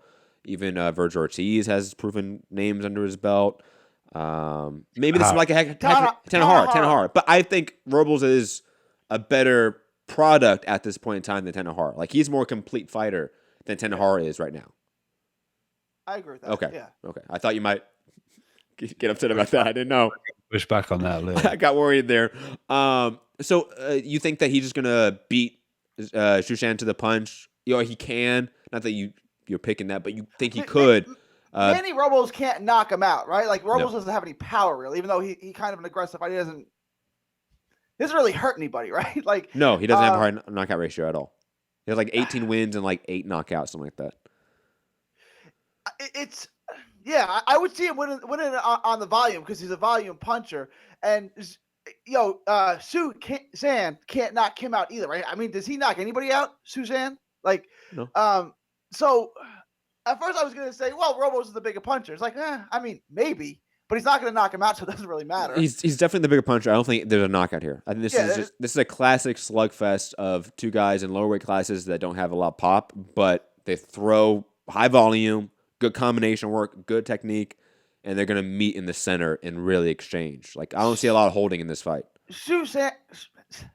We're just going to call him Susan. Is the better precision puncher, right? He's going to land cleaner shots. It says, does Robles land enough more shots where he can carry the rounds on the volume and the connected punches as opposed to, because you would agree with me, if I said who lands the cleaner shots, it's going to be Susan, right? Rob. It takes you out every time, doesn't it, Susan? It does, man. I think he does. And I think better timing, better accuracy. Robles might be able just to work his way through some of those issues because he is the faster, younger fighter.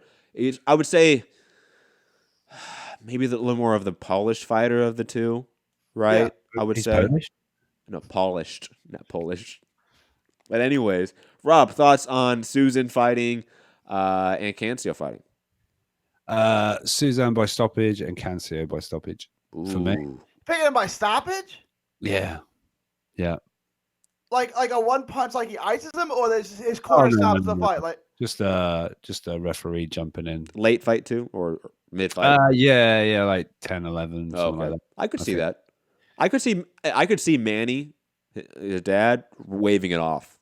Yeah, that's the way I could see it. The only way I could see is stoppage. I could 100% see that, to be honest, of just a really grueling affair. He's down the scorecards, and Manny Robles going, you know what? I'm taking my son out of the fight. Like we're done here. Like we can come back. We're good. We're the Manny Robles. We got enough name recognition. We're gonna come back in the sport. Yeah, I've got to go to Saudi Arabia in a few days. I don't need this shit hanging over me. Yeah, no, but for me, yeah, Susan's a fucking tough son of a bitch. I think that Jesus Chinese, Japanese fighters, they're just badass. They never know when to, quit, and I don't think he's going to have to anyway, because I think he's going to be too good. And then Cancio for me, easy night's work. I don't think it's going to be easy for Cancio. I think Alvarado is one of those guys. I mean, obviously he beat him before. I mean, this is a rematch, but Alvarado is one of those guys that he is consistently a tough outing for everyone. He's probably been on the receiving end of some bad scorecards as well. Yeah, he's been the receiving end of a bad. That's the way I see it, and I think Cancio is going to stop him. And we're going to have a debate come Sunday or Monday where Rob's like, it was easy. Told you. And I mean, you're like, it wasn't easy though. You're like, but he stopped him in the 6th round. He won almost every round. How's it like? Because he got hit 1,000 times. We're gonna have that debate come next. We're like, where it's a clear it's a clear that debate. Canso win, but like Canso's gonna eat a lot of shots. he's gonna get a lot of shots in the interim. Yeah. Yeah, I probably see that. Also on the card, this is actually a sneaky, really good card. Rashidi Ellis is on the card back from a year-long layoff, fighting Eddie Gomez again, which makes no sense. Like, it's so sad. Like, the top 2 fights are great matchmaking, and then you get Rashidi Ellis, Eddie Gomez, which is just probably the worst matchmaking I've seen of any prospect / contender ever. Ever. And that's saying something, because I've railed against like the Lubin Charlo matchups of the world, right? But this is worse, because this literally does nothing for Rashidi Ellis.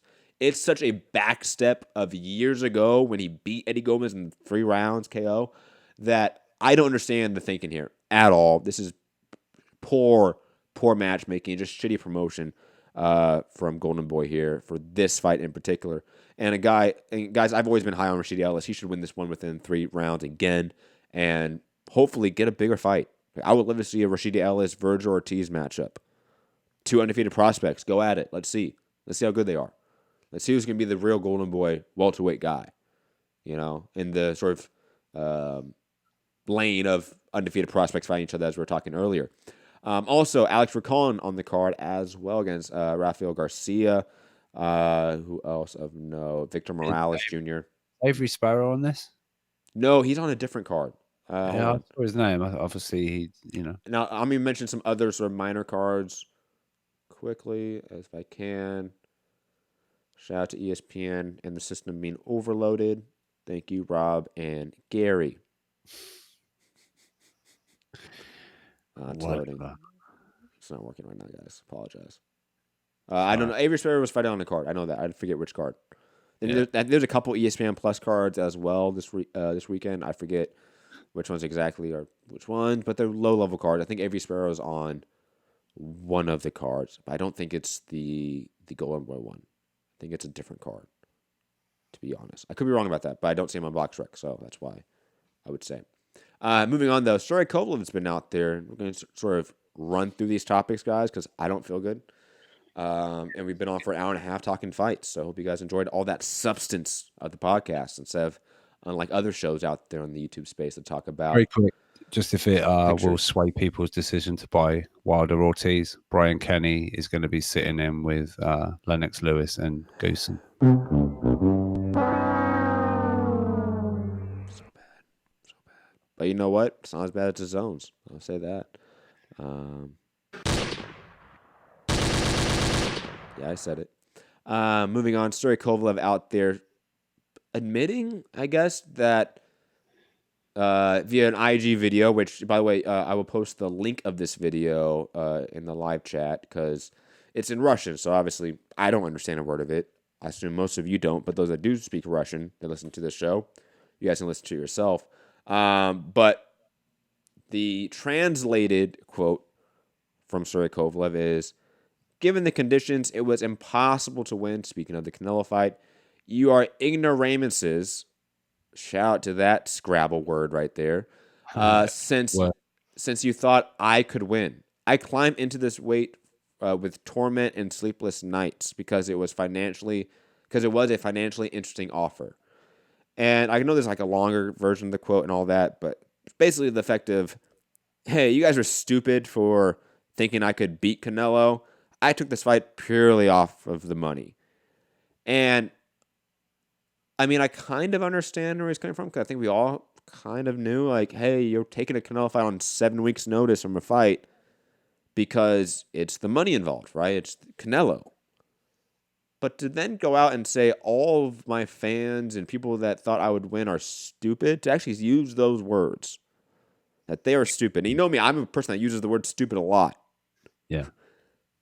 That to me is just A, inaccurate. I don't think it was stupid to think that Kovalev could win. And B, it was Gary, I picked him. DJ Resper, that was so good. Yeah, what an ignorance. And on top of it, how disrespectful to your fans to say that they're stupid to think that you would win a fight against a middleweight. What the fuck are you talking about, Kovalev? Like, have you just taken too many blows to the head? Should you just sit down for a while and not be speaking in public? Contrary to fight week, it turns out apparently back-to-back camps were not good preparation, but all week it was perfect. Yeah, I mean, like, it's different to say, hey guys, like, maybe I shouldn't have took that fight. It was too quick on from the yard fight, but I needed, it was a Canelo fight. I had to get the money. It's very different to say that and then to go the extra step and say, and then you guys are stupid for thinking I could win. That's a completely another statement and level of statement to say. And again, I think there's other reasons why he had sleepless nights as well. It's almost on the level, if not even worse, as when like Joe Murkowski was saying, like, you boxing fans mad about KSI Logan Paul, you guys are stupid. Don't buy it. It's like, that's your primary subscriber base. Don't maybe call them stupid and tell them to get a life. Probably not a good idea. Similar, Kovalev. Don't tell your fans that they're stupid for thinking you would win a fight. What the fuck kind of statement is that? I never want to see Kovalev fight again. Add in the whole sexual assault or just assault case. Yeah, bye, Kovalev. I don't want to see. You don't even think you could win fights now. You're assuming his own fan thought he was going to win. Stop. They definitely thought he was going to win. Just talking to people that picked him. I picked him. Gary. Throwing that out there. Gary, I picked him. Sorry. Guys, thoughts on Kovalev's statement here? Up a little bit. He was really quiet then. I'm going to give the same thought I always give on Kovalev. Class act. I can't believe you used the word ignoramus. Yeah, it's the plural. Ignorami. My only question is, I know he doesn't really speak English. Maybe, and I'm giving him the benefit of the doubt here, because like when I try to speak Italian, I don't know all the words, so sometimes I substitute a word in, right? Maybe he meant to say something a little bit different. To be fair, he is speaking in Russian, and these are just the translated version. So, I sound like he was speaking in English and said ignoramuses. I thought he released a statement like that in English. No, he was on IG live in his car, taking a selfie video talking about the fight. The link's in the live chat for those who want to see it. But definite DUI happening right there. He's probably in the passenger seat. I just don't understand why he had the audacity to say this. This is career suicide to say this shit. Well, maybe his career's over. Maybe he's taking his big fat Canelo check and retiring. I don't know where in Russia you retire. Like, I don't know the Florida version of Russia, but maybe he's going there. He lives in Big Bear. He's probably just staying there. No, he's got 2 more fights on the zone, right? Maybe. I'm picking everyone against Kovalev now because of this statement. You're out there admitting you took a fight and you didn't think you would win. First off, even if you thought that, never admit that. Think about it. What did he say during fight week, Matt? That Canelo hits harder than me. It wasn't a fight week. It was the press conference, the announcement press conference. But he hits harder than I do. I'm not knocking Canelo out. Remember, I brought that up on the show. I'm like, Rob, he said this out loud.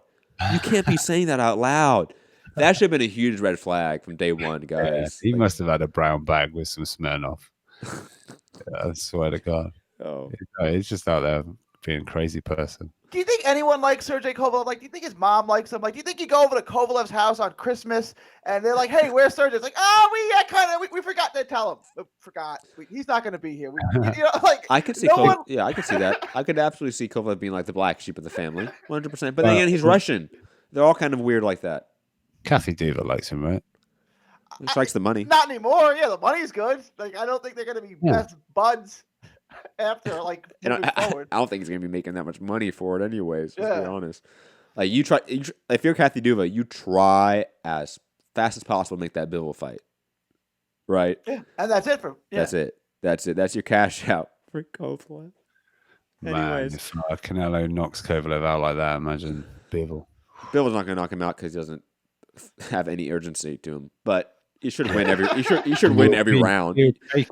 Take him apart with precision. Oh, for every round, absolutely. It'll be like, but like, I now imagine like Vodjic and Better be fighting him, and it's just like, oh man, No one. Yeah, that wants would be a bad look. But like, do we forget that he was doing well in that fight? Like Kovalev was winning that fight. But like you said, he was 4 minutes away from being robbed or something along those lines. absolutely. But look, that was also because he was fighting a middleweight. That's true. I mean, again,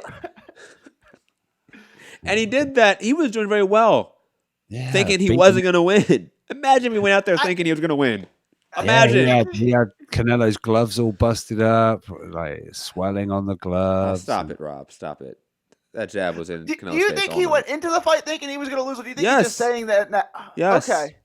Yes, because it's completely in line with his pre-fight statement that I heard with Marcos Villegas, I believe, Fight Hub. And he said, Triple G hits harder than me. And we've all sparred Canelo. We've all fought Canelo. Okay, because it's like he said that. If Triple G can't knock him out, I'm not going to. He literally said those words. Exactly what Rob said right there. He said the words, if Triple G cannot knock him out, I'm not knocking him out. He said this months before the fight. God, why? So bad. Anyways, guys, moving on. Because Kovalev is just a frustrating person and fighter and downright criminal. Allegedly. Class act, as Gary said. Moving on, though. Manny Pacquiao per ESPN and Dan Rayfield and via Sean Gibbons, the head of Manny Pacquiao Promotions and the lead advisor or close advisor of Manny Pacquiao, said that there's no set opponent next for an April or March date, but they're looking at Danny Garcia and Mikey Garcia for those fights.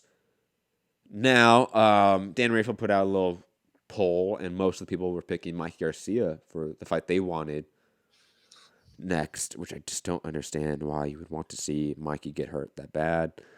But, and again, like, why would you want to see a guy coming off a great win, career renaissance win in the Keith Thurman fight versus a guy coming off of his worst loss instead of a guy coming off a great knockout win like Danny Garcia fighting Manny Pacquiao? But digressing from that point, guys, thoughts on Manny Pacquiao's next fight, and is it just assumed now that it's Mike Garcia? Like, is Danny Garcia a realistic option, honestly, on the table for Manny Pacquiao? Guys, thoughts? I think Garcia is a real Garcia. I think Danny's a realistic option. I think it's Mikey, but I think they have talks with both, and I think Mikey is probably, they think, coming off the Spence numbers, can do a better number, so they want it to be Mikey, but they're fine if it's Danny. I absolutely think they're fine if it's Danny, but I'm thinking, if you're Heyman and Sean Gibbons and everyone in the room, like Pacquiao, Danny Garcia has not been really part of the conversation the last few months. It's been Spence Garcia. We're waiting for Garcia to heal up, and he shouldn't take that long to heal up from all reports. And Manny Pacquiao is even taking a longer break. He's not fighting until March or April, when a lot thought he was going to fight in January. So, I mean, like, both Spence and Mikey are going to, not Mikey, and Manny are going to fight around the same time of the year. So, I just see, why would you now scuttle the Spence-Danny Garcia fight when that's really the only matchup out there for Spence other than Terrence Crawford? When Manny has options. Manny could fight a Mike Garcia or others because he's Manny Pacquiao. He can just sell because it's Manny Pacquiao. Earl Spence doesn't have that luxury, in a sense. I got like two thoughts on this. First, like Danny Garcia's like that guy, like when you ask the girl to the prom, she's like, can you just wait? And I want to see if the football quarterback asks me first, and if he doesn't, then I'll go with you. Like, that's the position Danny Garcia is in. It's like, I'm okay with you, but I just want to see if I got a better option. Yeah. Second, plot twist. Spence said that Spence's team said that he'll be back in spring. Mm-hmm. Pacquiao said he was going to fight in March or April. That's the spring. Are they going to fight each other?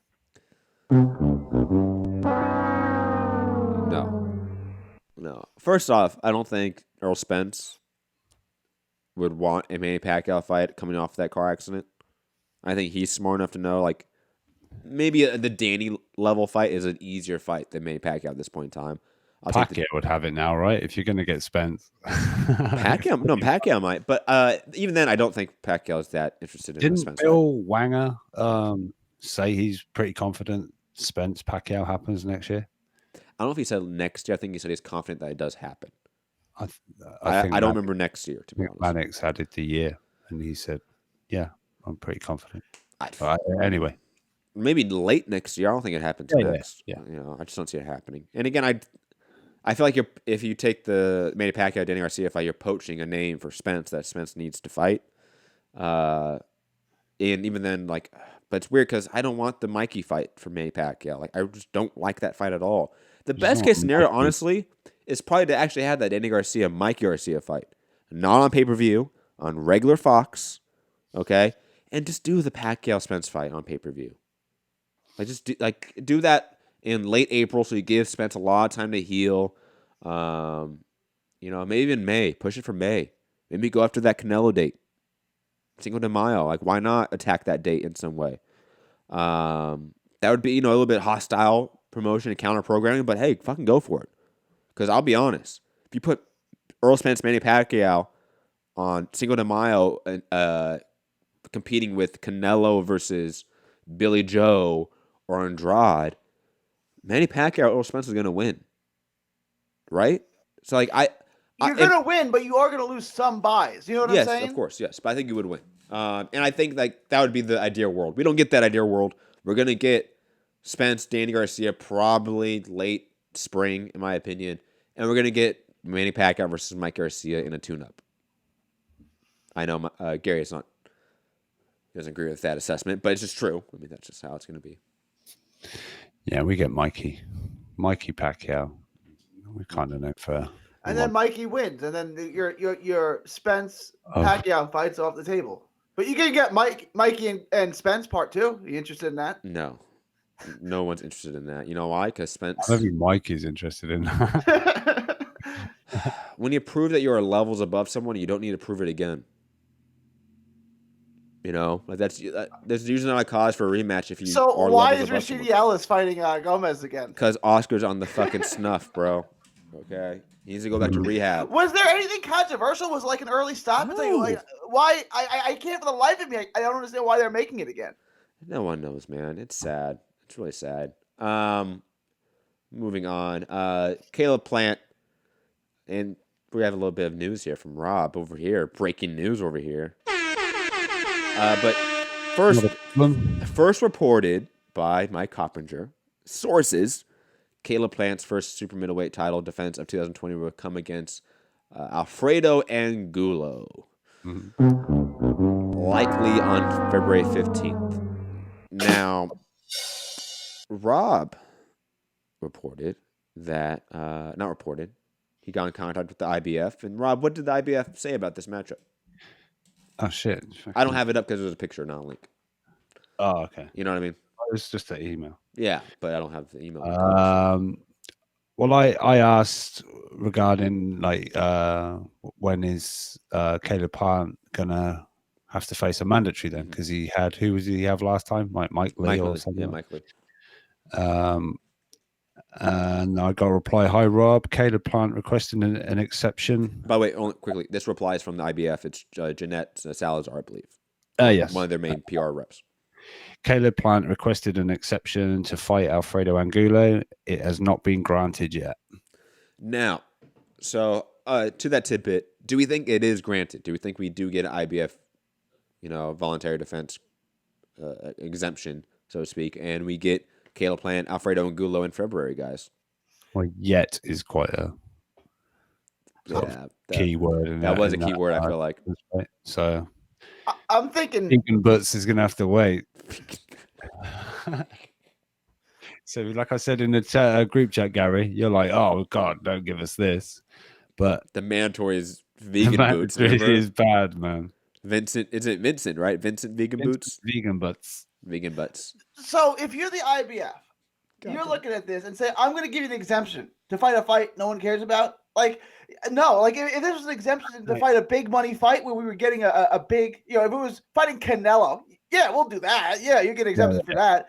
For this guy, No, Yeah. and then after this, you're fighting Stegan Butts? No, you're fighting Stegan Butts now, and if you want to take that as a voluntary afterwards, that's up to you. But you're not, you know what I'm saying? Like, I can't control what you do after the Stegan Butts fight, but we're not giving an extension to fight. It's the same stinky butts. Yeah, it's so Stinky good. Butts. But yeah, imagine asking for an exemption. They're like, okay, yeah, speak to me, Caleb. What's popping? What we got going on? Alfredo Angulo. Like, Oh, cool. Is it 2009 again? Oh, it's not. No, you can't fight him. Yeah. Let me check your date on this email. When did this come? Not to throw some cold water on the fire here, Gary, but Alfredo Angulo is a far bigger money fight than Vegan Boots, and I'm not saying it's a money fight. It's just more of a money fight than Vegan Boots. So. Granted, but why did they make Stegan Boots the mandatory then? Like, I mean, I don't know. He didn't earn it. He didn't fight his way why through the hell? The top 15. To this day, I want an answer for why Carlos Ocampo was a fucking mandatory. I want an answer. Same with Charles Martin. I want a fucking answer why these guys were mandatories. They should not have been. Which was weird because Ocampo wasn't ranked number 1 either. They just said, "Yeah, Ocampo." And he was like 3rd or 4th. Yeah, there was no one was even ranked at 1 and 2. They were just blank. I want to say. Could be wrong about that, but I want to say they were blank rankings. I know he was ranked 3rd. Yeah, and they said, "All right, we'll go him." I'm building a relationship with Jeanette Salazar. I do not need to ask them, why did you make Ocampo, man? I'm not going too aggressive yet, Matt, all right? I'll find the answers one day. I don't think the PR rep is going to have the answer to why. I'm sure they don't want her to know why. Like, that's going to be tough to spin if we tell you why. Just, it's better not to know. Don't be a accessory after the fact, It's like Salazar. That's like the family name, right? It is the family name. I guarantee you she's related to Francisco Salazar. She's probably the daughter or something of that nature. Because Francisco Salazar is the head, right, of the IBF. And then you have Pablo whatever for the WBO. And who's the WBA prez? God. Gilberto Mendoza? That's right. The guy that I hate the most. The asshole. Mauricio Suleiman's a clear number 2. 1B. I like Gilberto Mendoza because he made up a belt so that Barrios could be a world champion. Wow, Gary, you failed that. You failed the joke right there. Yeah. Sad. Hold on. And also shout out to who was it? God, I'm trying to remember who it was. It's one of the main Eastern European Polish reporters. I forget his name on Twitter. Oh, I'm not even trying to say it, but I know you mean. Yeah, right. And he out there saying that the Sven Forling and Eric Bosley fight was for the WBA championship. I'm like, nah, fuck out of here, fam.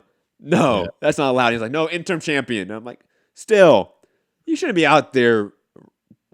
If your first sentence as a reporter after those type of fights are, this fighter won this sort of bullshit belt, you are a bad reporter. Just being honest. You're a bad reporter. Or at least a very bad journalist if you're trying to be a journalist. Maybe you're an okay media member, but fuck out of here. What are you trying to do here? Fuck those sanctioned bodies. But digressing. What else do we have? Let's talk about...